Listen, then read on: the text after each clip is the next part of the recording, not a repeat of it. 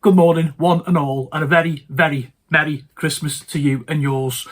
So I thought I would just drop a Christmas Day video. I got the idea from a friend of mine, Jason, not suitable for mum. Merry Christmas, fella. And he had asked me basically a while ago to start unboxing some older games.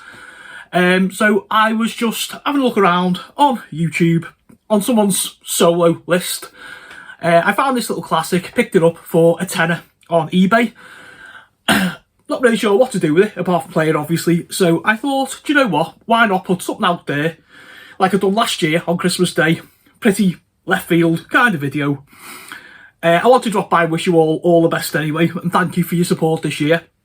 So I thought, yeah, I'm going to jump on, make the Christmas Day video all about this classic Legend of Heroes. Okay, so flicking the specs on quickly then, because I just want to check something. So this is from 1987. Look at the artwork on that. I mean, yeah, you know, the box is like a little bit battered, but hey, who cares? So this is one of those RPG light little games. I say it says age 8, adult 2 to 5, but there's a solo mode. So what you do is, I'll show you the board in a minute, but the basic idea is you go around as a party of adventurers and you go from room to room in the dungeon and you explore and try and find gold and treasures as well as fighting monsters. What I like about this is it's got like a mechanic whereby you turn over the card for the room and it'll say you are in, like, you know, a dark room, whatever, and you see, and then it points for you to point to another card. So it might say like an event, or it might say a treasure or something like that, and then you basically follow that. So it gives you that real sort of choose your own adventure type of style, you know. So I think there's something like 24 of each card, so you're not going to get an awful lot of variety. But if you just pull this out after a couple of beers, you know, with like your friends over the festive period or whatever, and just fancy a little bit of D&D light RPG fun of a vintage nature, this is it. Okay, so there is the back of the box. So as with many of these vintage games, everything's sort of black and white. There's no big Fantasy Flight production values on this. But as I say, I'm loving it. I really am. I hope your Christmas morning is going really, really well. Okay, so it says Legend of Heroes. In a far land, there is a legend as old as time itself. The legend tells of a green mountain, of an ancient dungeon labyrinth buried deep beneath it, and of priceless treasures to be found there. It also tells of the fearsome monsters and deadly traps which await all who seek those riches, and how only the boldest and most resourceful of heroes can ever hope to enter the dungeon and return alive. In the starter game, players take the parts of heroic warriors venturing alone into the labyrinth in search of fame and wealth. Great are the rewards, but great also are the dangers to be faced along the way. In the expanded game, the warriors are joined by other heroic adventurers, magic users, rogues, clerics and dwarfs, as each player now pits a group of heroes against the perils of the dungeon. Though each hero brings his own special powers and there is strength to be gained in numbers, the dangers now are even more deadly, and I haven't even had a Bailey's yet. Okay, so contents. 1 playing board, 5 playing pieces, 2 special 20-sided dice, starter rules, expanded game rules, 25 hero cards, 18 monster cards, 22 room cards, 24 treasure cards, 9 feature cards, 7 hazard cards, 7 spell cards, 2 to 5 players, ages 8 to adult. And it's got the TSR logo on there as well for anyone old enough to remember what that means. Look at that, nice battered box, proper vintage. You can even smell the dust on that. Okay, so let's have a look. So straight away, we find the expanded game rules. Read the starter game rules first.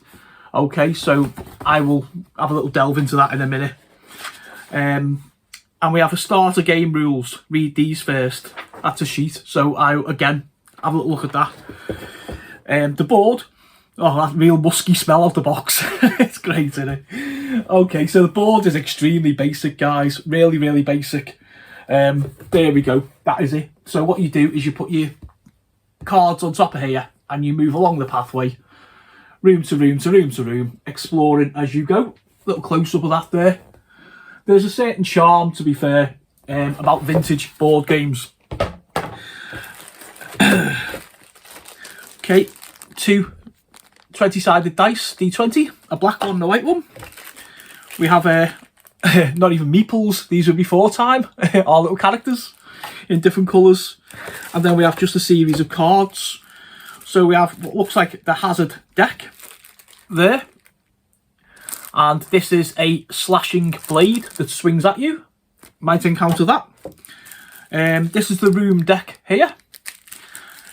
Says silent statues. And it says peering cautiously into this room, you are relieved to see only a row of statues, but as you approach the largest one, its eyes suddenly light up and they. So we see the text there, and this then says hazard. So what we do is read that text, then we go and draw a hazard card and read on, read on, read on. We have the treasure deck. Okay, and this one here is you find a golden torque.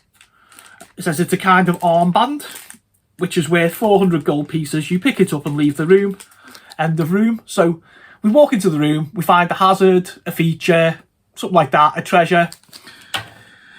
The monster deck, or we might encounter a monster. Oh, okay, so skeleton is moving towards you menacingly. When you've defeated it, you search through its bones and find and then you see treasure. Okay, so on the monsters, you see like a list of numbers up here, down the side. So what you do is let me find the heroes. Okay, so Thor, who is our cleric, what we do is if we're playing as Thor, we put the two of them together like that, and then we find a little number which we have to roll to defeat the monster or the encounter. So it's a very, very, very basic way of mix and match to roll a dice and work. There's nothing like Fantasy Flight here, guys, but sometimes you just don't need it, do you? Okay, so we have a spell deck. This is obviously for our magic user. Fireball. Who doesn't love a fireball on a wizard? Roll 9 or more on a d20 to make that happen. And what's this? The feature deck. Okay, so that's a very apt little bell there for Christmas Day. And the first feature we find is a sarcophagus. Where are we? Gaudily painted with a picture of some ancient king. Eagerly you grasp the lid, lift it open, and inside you can look and find and then we go to the hazard deck. And I did touch on it before, we have the hero deck as well. So all your heroes have like different like wounds and stuff like that.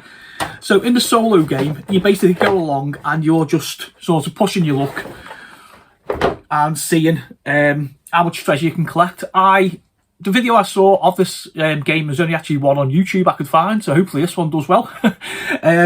If you're enjoying this board game content, be sure to drop by and take a look at my sister channel, the Nick's Eclectic Emporium, for more board game goodness. It's just basically go along and beat your own score, was like what the guy who was like reviewing it was doing. And again, for what it is, extremely simple, just little fun, 10 minutes, throw a few dice, boom. You're not getting a descent out, are you? Or an Imperial Assault or a Dungeon Saga or a Hero Quest, or, you know, you're just having that little hit. Okay, so let's take a quick look at this leaflet. Starter game rules, read these first. So it's nice, and it's all yellow because it's from like God knows how many years old, nearly 40 years old or something.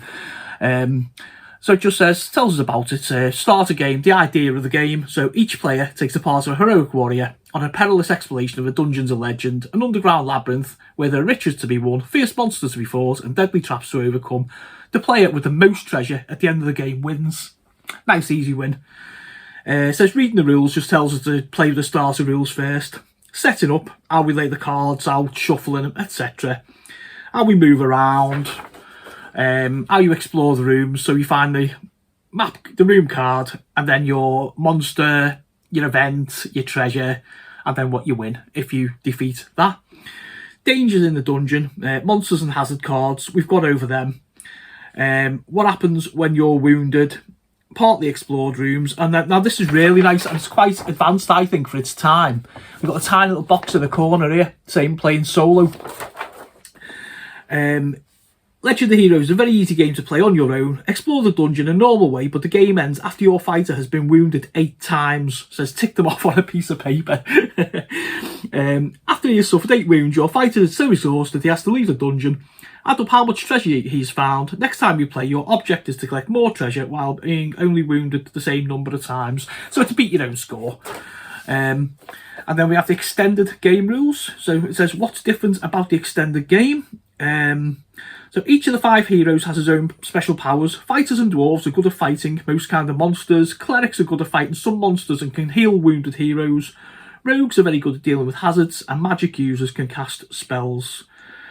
And it just gives us a list of little extra rules. I mean, again, this isn't going to be complicated, is it? So just tells us how to set up. Same thing again, really. Set up, how you sort your party. So I think you've got to nominate one who's a leader as you go into each room. So you take that chance. So if you go in like with your fighter, you're hoping to find the monster. Going with your rogue, you're hoping to find the trap. Do you know what I mean? Moving around, exploring rooms, ending the game. The game ends when all rooms have been explored. Add up the value in gold pieces of the treasures which each party has collected. The player with the most is the winner. So you've each got a player and you're deciding amongst yourselves who's going to go in first. So it's going to be that risk reward, isn't it? If I've got like so many wounds and I'm nearly out the game, am I going to go in and am I going to say, I'm the fighter, I'm going to go and do it? I think a lot of this, like old retro games as well, things like Atari and that, I think you've got to stretch your imagination out there a wee bit, you know, just play the game, you know. And I think you could do that with a like-minded group. So Dangers in the Dungeon says about changing the leader. It tells us all about monsters, how we use magic, hazards, regaining your spells if you're the magic user. Okay. They had to do that, didn't he? What next? And it's sort of advertising Dungeons and Dragons there, which is always nice to see. It really is. And there is a bestiary, which I think is really nice, with like sketched monsters on there. So just for fun, I'm going to have to do it. Gargoyle, dragon, vampire, giant spider, hobgoblin, a nice drink also, I might have a couple later. Ogre, cyclops, skeleton troll, minotaur, mummy, werewolf, ghost, giant rat, and the Medusa. So, you know, there's, what's that, like 3, 6, 9, 12, 15 different monsters we can meet. Yeah, and that is basically the rules book or rules sheet. So, all that's left for me to do is wrap this one up. It's been really fun to open such an old game, and I'm sure it is going to get a little bit of airtime later, more so when Steph gets back home. So that is it for this little unboxing. Have yourselves a merry little Christmas, and I'll see you all in the new year. Take care.